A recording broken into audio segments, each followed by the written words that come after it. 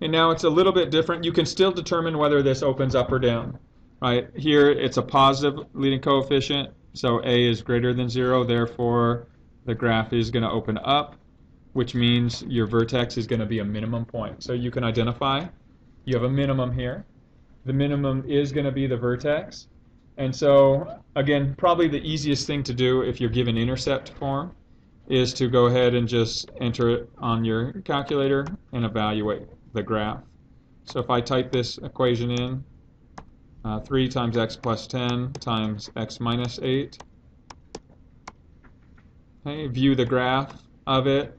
Again, should confirm that it opens up. It doesn't, you can see it barely fits or doesn't really fit well in this.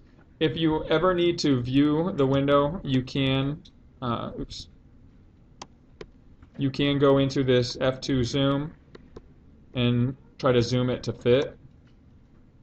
So it'll try to fit this into the window a little more accurately. And then at that point, you can now locate the minimum value.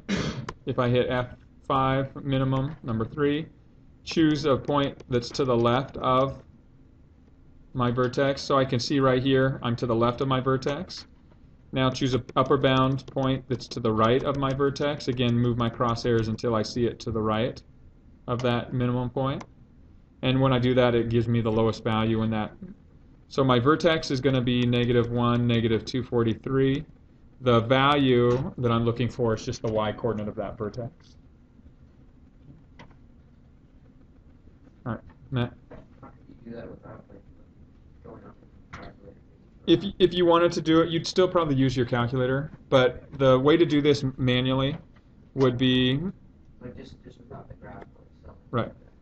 So the way that you would do that is if you plot these two intercepts. So here's -10,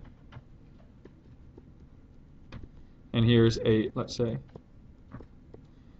And so those are your intercepts, and again, you know the graph's going to look something like this. It's a little bit steeper than probably what this looks like, but that's the general shape of the graph. What you would use for this is you would identify the x-coordinate of your vertex. It's going to be the average of these two. So remember, the x-coordinate is going to equal -10 plus 8 divided by 2. So that gives you -2 over 2, which is a -1. So you know that this coordinate is -1.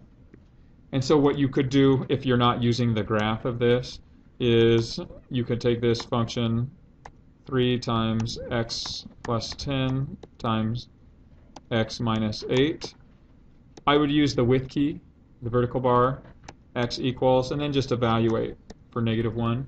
And when you do that, you get your answer, -243, which would be the y-coordinate, which is the value you're looking for.